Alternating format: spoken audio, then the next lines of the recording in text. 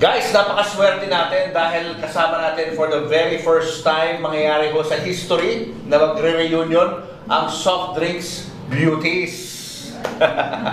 Sarcy Emanuel, Myra or Melinda Manibog, and Miss Coca Nicolas. Hello sa inyo. Grabe, 40 years ago pa kayo huling nagkita. Oo. First time nyo nagsama ulit. Dahil sa'yo. Thank you. Thank you sa tiwala. Thank you. Magandang araw sa lahat. Welcome po ulit dito sa ating channel, Ang Biyahe e Komida. Maraming salamat sa lahat ng nag-subscribe. Indeed. Punta tayo sa ating topic. Soft Drink Beauties, diretsahang sinagot ang tungkol sa issue ng dating kasamang si Pepsi Paloma, January 23, 2025.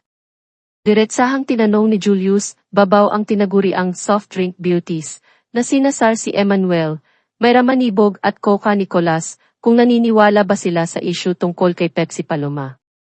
Mariin nilang sinabing hindi at anila ay alam nilang hindi totoo yun at hindi lang paniniwala dahil anila ay alam nila ang totoong nangyari.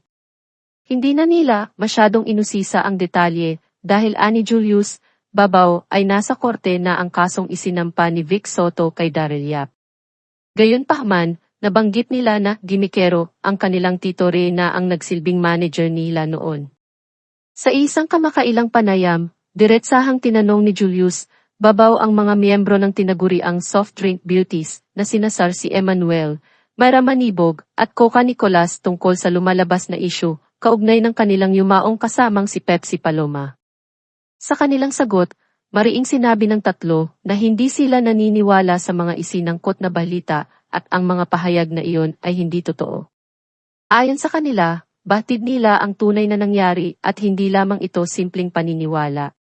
Dahil sa kasalukuyang pagsasampa ng kaso ni Vic Soto laban kay Daryl Yap, hindi na nila masyadong inusisa ang mga detalye tungkol sa issue. Gayunpaman, ibinahagi nila na kilala ang kanilang dating manager, si Tito Ray, bilang isang gimikero. Ani Myra, anything, he will use anything para pag-usapan ang alaga niya, na nagpapakita ng kanilang pag-unawa sa estilo ni Tito Ray sa pagpapalakas ng kanilang karera noon. Ang panayam na ito ay nagbigay linaw sa ilang mga tanong at patuloy na umuusbong na usapan tungkol sa buhay at legado ni Pepsi Paloma. Si Pepsi Paloma ay isang Pilipinong actress at modelo na naging tanyag noong dekada 1980. Siya ay naging bahagi ng grupong Soft Drink Beauties, kasama ang iba pang mga artista na naging popular sa panahong iyon. Gayunpaman, ang kanyang buhay ay sinalubong ng kontrobersya at mga hamon at pumanaw siya sa edad na 21 noong 1985. Ang kanyang pagkamatay ay nagdulot ng maraming espekulasyon at usapan at nananatiling isang mahalagang bahagi ng kasaysayan ng entertainment sa Pilipinas. Opisyal nang inilabas ng Vincentiments, ang production company ni Daryl Yap, ang trailer para sa pelikulang naglalaman ng umano'y kwento tungkol kay Pepsi Paloma. Ang nasabing pelikula ay ginawa sa idpagunita sa ika-40 na anibersaryo ng pagkamatay ng dating Bold Star. Sa isang emotional na post sa Facebook, ibinahagi ng kontrobersyal na direktor na si Daryl Yap ang masalimuot na proseso ng paggawa ng kanyang pelikula, Trop. Ayon sa kanya, hindi naging madali ang kanilang paglalakbay dahil sa iba't ibang hamon tulad ng pag-pull out ng mga distributors, pagbawi ng mga permiso severe sa paggamit ng mga awit at pagharap sa mga reklamo. Ano mga nakikwento niya sa'yo noon? Dahil close nga kayong dalawa, di ba? Yun nga, yung sa mami niya, na, hindi na siya nakakauwi sa kanila. Hindi sila okay. Opo, hindi sila okay, kaya... Tsaka never ko nakita yung nanay ni Pepsi. Oo, sa shooting. Oo, hindi kagaya kami kasi yung mga mama namin, visible visible. Pero yung nanay niya, hindi namin nakita yun sa shooting ever. Kasi nga, sabi ni Coca, hindi close. Hindi good terms, so. Tsaka ayaw mo nga nung umuwi, Ayaw niya Ayaw niya umuwi sa uyong gabi.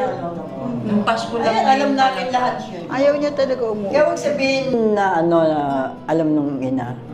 Maraming hindi alam ni Lina. Maraming hindi. Mas marami pa kaming alam. Sabihin na maraming alam yung nanay.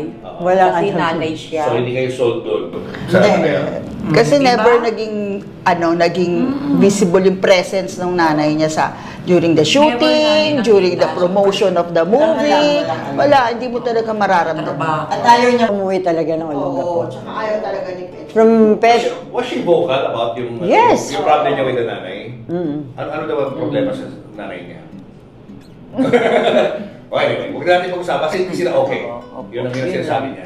Basta may issue sila Diba? na Opo, ganun na lang. Panoorin ang buong interview ng mga sikat na soft drinks beauty noon dekada 80 sa YouTube channel ni Julius Babaw Unplugged. At yan ang atin latest showbiz chika update for today. Huwag kalimutan mag-subscribe. Click the notification bell for more showbiz chika updates. Like and share the video at suportahan po ang atin Facebook page. Maraming salamat sa lahat ng nag-subscribe. Indeed. Magandang buhay sa lahat, paalam.